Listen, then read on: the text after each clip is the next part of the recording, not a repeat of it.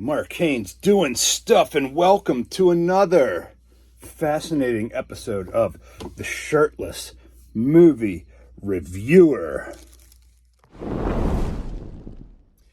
Okay, so I saw two movies this week, and they couldn't have been more different, more farther apart from each other, but I did enjoy both of them, so I'd like to get into that with this video today. I'm going to go into a little bit about each movie, and the movies were The Naked Gun, the new movie. It's a reboot slash sequel to the original Naked Gun movie.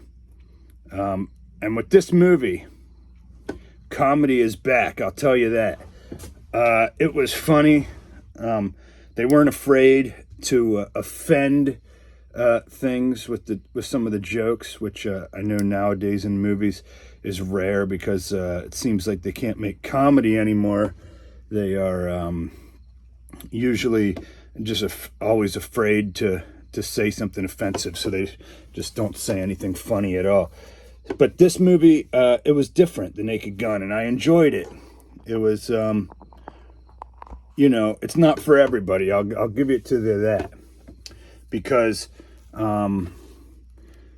not everybody is going to enjoy this kind of slapstick humor, kind of dumb jokes like that, which I do enjoy. If you watch my channel, you can tell that I have like some of that that same kind of stupid humor, saying dumb stuff. I find that funny. So it was produced by the creator of Family Guy. He was one of the producers, and the director is a comedian affiliated with Saturday Night Live, one of the guys from The Lonely Island. So it had a lot of funny people that comprised of the movie, and the cast was cool. It had Liam Neeson, and it had Pamela Anderson, who was actually she's on like a new part of her career, like the I don't know, so like the renaissance of her career, and she doesn't care about how about the things that she used to care about, I guess, when she was on Baywatch and stuff like that. So she was funny too. So I enjoyed the movie. I realize not everybody's going to find it funny. If you remember the old like airplane movies, like where the guy goes, "Surely you can't be serious," and the other guy's like, "I am, and don't call me Shirley." So it's that kind of humor, but more funnier than that, like what I just said. But yeah, so if you kind of think of like Austin Powers, Airplane, the original Naked Gun, it's that kind of stuff. So it's like dumb humor, but it's funny nonetheless. Not every joke was funny, not every joke lands, but I would say more jokes were funny than not, and there's pretty much a joke every 30 seconds to a minute. So you have so many jokes out there, and more of them were funny than weren't funny. So I definitely give the movie a high rating. And also, I enjoyed that it wasn't too long. It didn't drag on. It was only an hour and a half, which was a shorter run time than most movies. So I did enjoy that about it. And it was also, even down to like the credits of the movie, they had like the whole credits was like a comedy reel. So I enjoyed that. So there wasn't too much that I didn't like about the movie. Just you had to be in the right mentality for it. You want to go into the movie thinking, I'm here to laugh at something stupid. I'm not looking for some serious like drama movie. It's just a stupid movie that doesn't take itself too serious, so I shouldn't take it serious either. So definitely go see The Naked Gun. It's worth a look. And then the second movie that I just saw last night, and as you know, I go to the movies a lot of times on Tuesday nights because it's half price tickets at Regal. or maybe even less than half price actually. But we saw a movie, and I hadn't even heard of this movie before. It was called She Rides Shotgun. And I recognized a bunch of different actors from it, but it didn't have like any huge stars. So like none of them were like super famous people, but I did recognize different ones from different shows. The budget wasn't like crazy high for this. It was probably, you know, middle of the road type budget. So a lot of people don't know about it because of the marketing wasn't that great.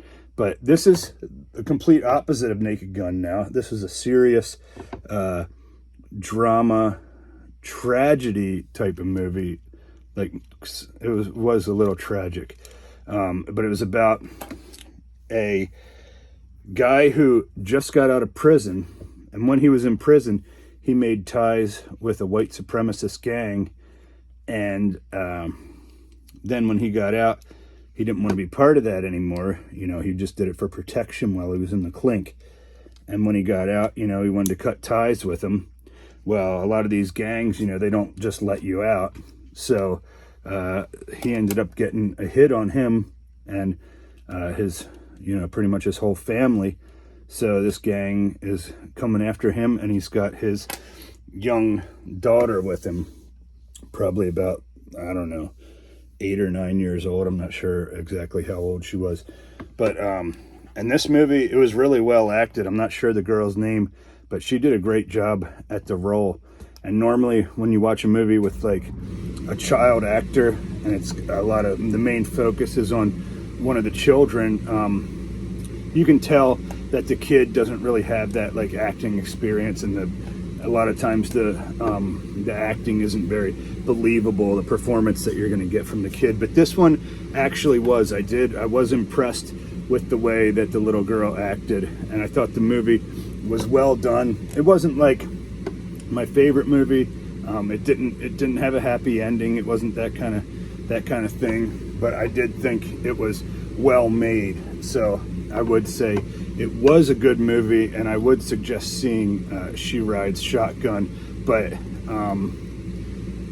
it was a deep kind of movie. Like, you want to go to the movies and watch something that's like deep, and but not if you're looking for like a love story with a happy ending. So it depends like what you're in the mood for. So but yeah, I will tell you that movie doesn't have a happy ending. So yeah, I thought it was good though, and I thought it was well shot, and it was well acted.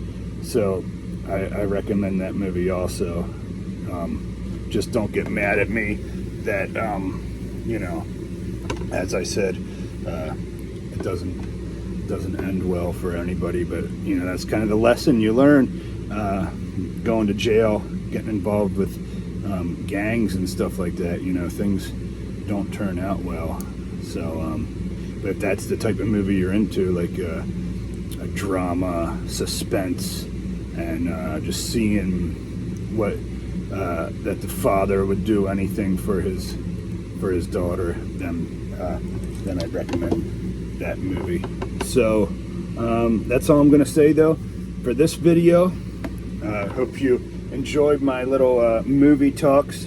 I love going to the movies. I go like every week, at least once a week, so I always have a lot to talk about with movies, and I always do it without a shirt on. So if you like that kind of content, make sure that you like and subscribe to my channel, and I appreciate you guys, and we'll talk soon.